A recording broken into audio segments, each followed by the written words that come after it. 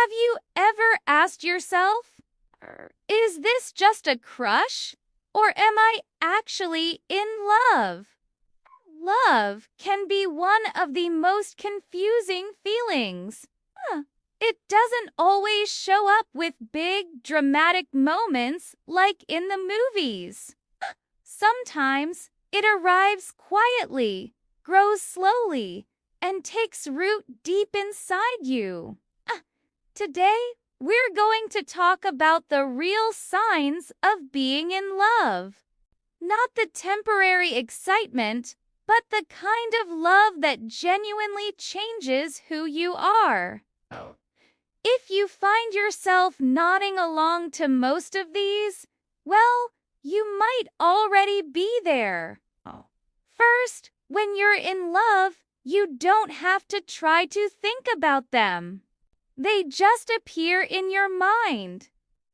You could be working, studying, or just scrolling through your phone, and then suddenly, a random thought brings you back to them. This isn't obsession. It's emotional attachment. It means your mind has started to connect feelings of safety, comfort, and happiness with that person. It's a sign that love is beginning to settle in. Another huge sign is that their emotions become your emotions. You smile when they smile.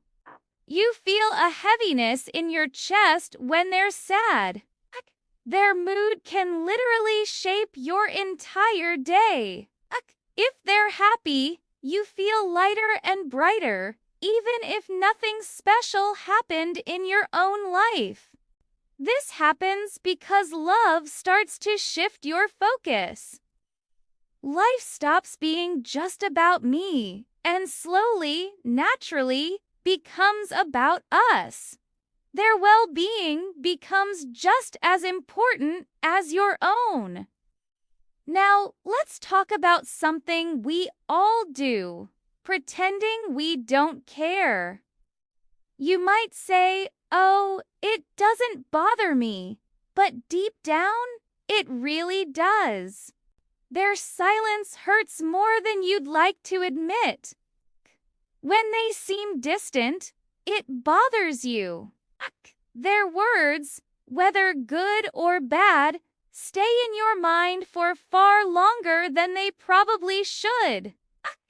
Love often hides behind a wall of pride, but your heart always knows the truth. If their actions affect you more than you let on, that's a powerful indicator. Here's a key difference. Attraction is often loud and chaotic, but love is calm. When you're truly in love, you don't always need excitement or adventure.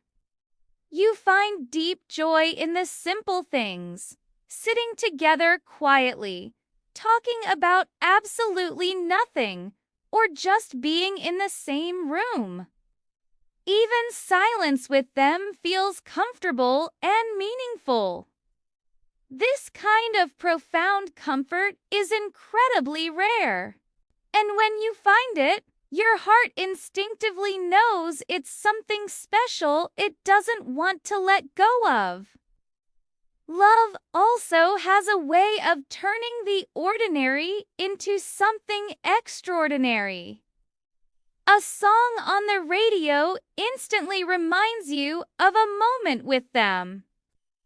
A familiar place feels a little empty if they aren't there with you. And a simple text from them asking, "How are you?" can completely make your day. You realize you don't need grand romantic gestures. Their presence alone is more than enough to make you happy. You also start to unconsciously include them in your future. It's not a loud, intentional plan. It happens quietly, in the back of your mind. You'll be thinking about a future event and wonder, what would they think of this? Or, I hope they'll be there.